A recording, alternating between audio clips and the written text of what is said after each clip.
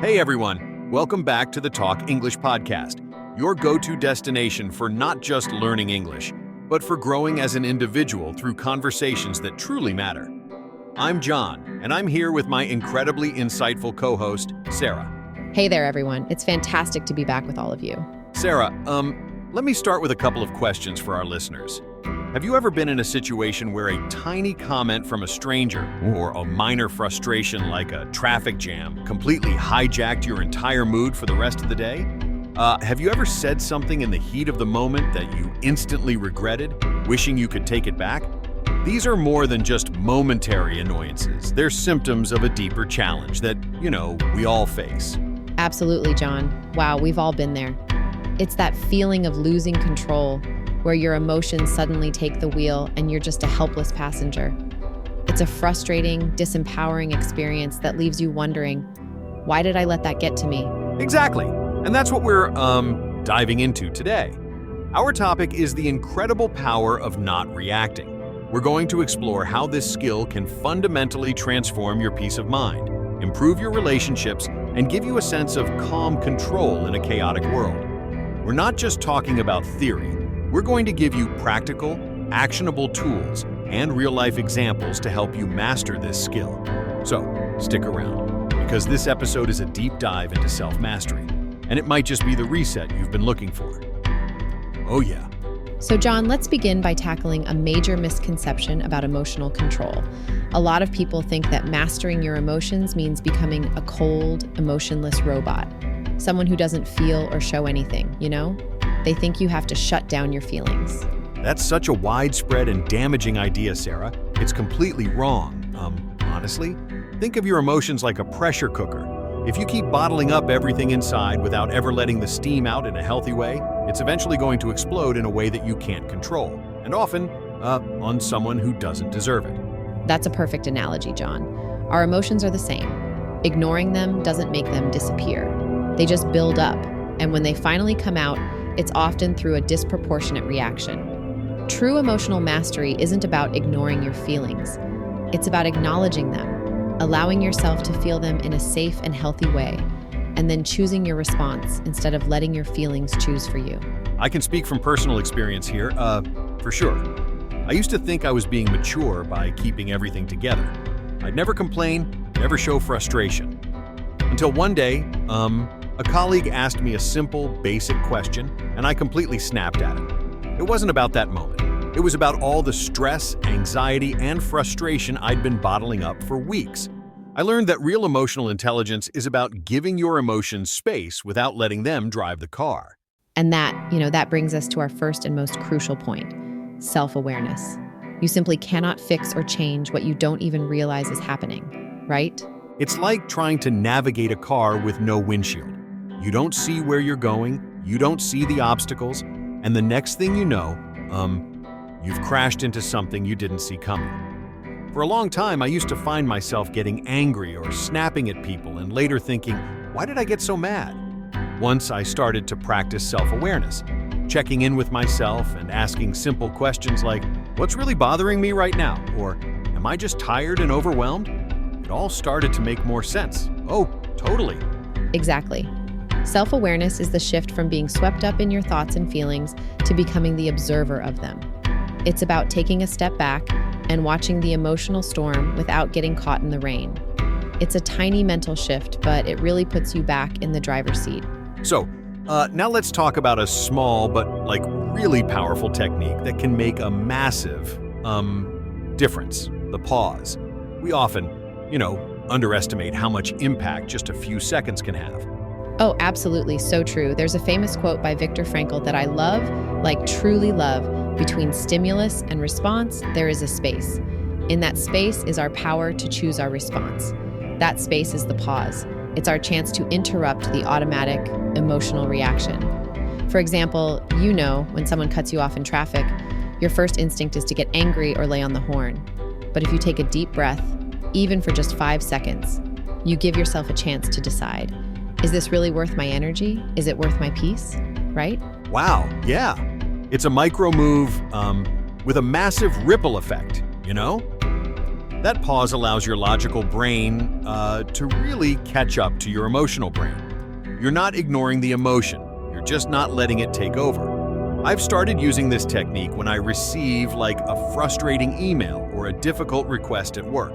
Just taking a silent beat before typing a response has saved me from so many unnecessary arguments and stress. It's a simple act of breathing, but it is a powerful tool for self-control.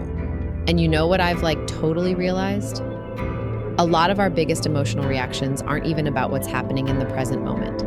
They're often like echoes, little flashbacks from moments we haven't fully healed from. Wow, you've hit on something so profound there, Sarah.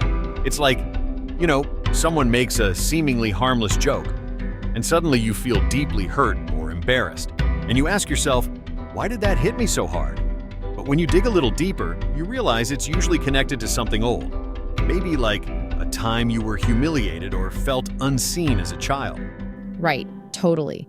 It's like walking barefoot and stepping on a sharp rock. Not because the floor is dangerous, but because you have an old wound on your foot that never healed properly. Our emotional triggers are exactly like that. They are a combination of a present moment and old pain. I remember getting super defensive once when a manager corrected me in a meeting. It wasn't even rude, but I felt this heat rise up inside me like I was being attacked. Later, I realized it reminded me of being constantly picked on by a teacher when I was younger. It had absolutely nothing to do with my coworker, That is the golden insight, honestly. When you can recognize that your strong emotional reactions are clues, not threats, they actually show you what needs healing. And once you can trace them back and see what's beneath the surface, you get to choose how to respond. This is a great time, actually, to give a shout out to all of you who are taking control of your learning. If you're feeling stuck in your English journey and you're ready to boost your fluency and unlock your path to success, we have the perfect video for you. So click the link at the top right of your screen to watch our video titled English Podcast for Learning English, Feeling Stuck, Unlock Your Path, and Boost Fluency. And while you're there, if you're finding this conversation helpful and valuable, please hit that like button and subscribe to our channel. Your support is what allows us to keep creating more great content like this. We really, really appreciate it. Thanks, John. Okay, so now let's move on to the next crucial step in mastering our emotions, and that's separating what you feel from what you do. Yes, this is so important, Just because you feel angry, it doesn't mean you have to slam the door or send that furious email. Just because you feel hurt, it doesn't mean you need to send that emotional 2 a.m. text that you'll regret in the morning. You have the power to pause, sit with the feeling, and then consciously decide how to respond. Honestly, this is the real superpower, truly. Reactions feel automatic, but they don't have to be. You can notice the emotional storm inside you and still choose not to throw thunder and lightning at someone else. I've learned that in high-stakes moments, especially in romantic relationships, it's almost always better to pause and return to the conversation later with a clear head. Your emotions are valid, but your actions, those are what leave permanent footprints. Wow. I've started asking myself a simple but really powerful question before reacting. Is this response coming from a place of pain or a place of peace? That one question has been a total game changer for me. It has helped me choose silence or a soft response when before, my instinct would have been to snap or lash out. John, that leads perfectly into something that has completely changed my mindset and brought me so much peace. It's what people call the let them mindset. Ooh, I totally love this one. It's so simple, but it's just so freeing. Someone didn't invite you to a party? Let them. Someone misunderstood your intentions or gossiped about you? Let them. Someone doubted your dreams or your abilities? Let them. Exactly. It's a mindset that is far from passive. It's incredibly powerful, really. We spend so much emotional energy trying to control how others think, behave, or, treat us. We feel this deep need to explain ourselves, to get them to see our side, to change their opinion. But when you finally let go of that need to fix or prove yourself to them, you get your peace back. Totally. Oh, I used to constantly chase closure. I really did. I would try to explain myself, defend every decision, and prove my worth to people who simply didn't understand. But now, I've learned that if someone shows you who they are, you can just let them. You don't need their approval or their understanding to protect your own peace. It's like carrying a suitcase full of emotional luggage that was never, ever yours to hold. Once you drop it, you just realize how light and free peace feels. So true. And here's the wonderful irony, right? When you stop reacting to every little thing and just let them be, you stop giving away your power. That silence, that stillness, that confidence, it really, really speaks louder than any clever comeback ever could. I've learned that not every argument, not every disagreement, really deserves your voice. Sometimes the smartest and most powerful thing you can say is nothing at all.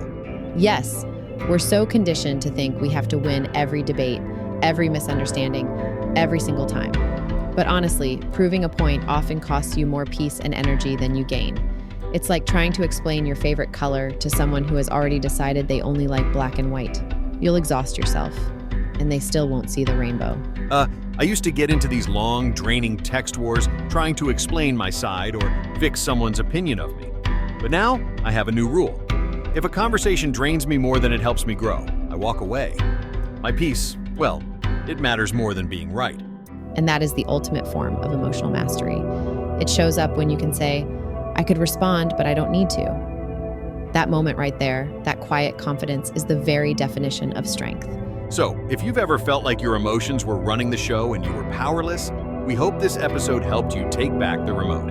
Remember to like and subscribe to our channel so you don't miss any of our upcoming episodes. And now, as promised, let's take a closer look at some of the powerful words and phrases from today's conversation. This segment is designed to help you sound more natural and fluent in your own daily conversations. Let's bring in our resident vocabulary expert, Charlotte. Hey everyone, thanks John and Sarah. Let's dive into some key vocabulary with pronunciation tips and examples. First up, we have hijack. To hijack means to take control of something forcefully. We use it for physical objects, but also for emotions, which is how we used it today. For example, you might say, don't let one negative comment hijack your whole day. Next, grounded. Being grounded means being calm, stable, and emotionally balanced. It's a great word to describe a sense of inner peace. For instance, after journaling each morning, I feel more grounded throughout the day. Then there's misconception. A misconception is a wrong or mistaken idea about something. You might hear, there's a common misconception that taking breaks makes you lazy. Moving on to a very common phrasal verb, bottled up. This means to keep emotions or feelings hidden instead of expressing them. An example could be, he bottled up his frustration for weeks until he finally exploded. Next is snap. To snap means to suddenly lose control of your emotions and say something sharp or angry. This is often an immediate, uncontrolled reaction, Like in this sentence, she snapped at her brother after a stressful day. We also had swept up. This means to get caught up in something quickly and uncontrollably, often emotions or events. For example, he got swept up in the excitement of the concert. Then there's stimulus. A stimulus is something that causes a reaction or response. Example, loud noises are a strong stimulus for babies. And we talked about the ripple effect. This describes a small action or event that causes a series of much larger effects. You could say, one kind word can create a ripple effect of positivity all day. It's powerful, isn't it? Finally, barefoot. This simply means without shoes. We use this to create a powerful image in our discussion. Here's how you might use it. She walked barefoot on the cool grass to feel more connected to nature. That's it for today. Try using one or two of these words in your own conversations this week. It'll help them stick in your memory and make you sound more natural. Back to you, John and Sarah. Thanks, Charlotte. That was incredibly helpful, as always. Seriously. I love how just knowing the right words can, make expressing yourself feel so much easier. It's like a cheat code for connection. All right, friends, that's a wrap for today's episode. If this conversation helped you hit pause, reflect, or breathe a little deeper, we're really glad. And don't forget, if you're ambitious and ready to stop procrastinating and speak English with confidence, be sure to check out our video titled English podcast for Learn English, Ambitious, Stop Procrastinating and Speak. The link is right there. We'll see you in the next episode of the Talk English podcast. Until then, stay grounded, stay kind, and as always, keep leaping forward.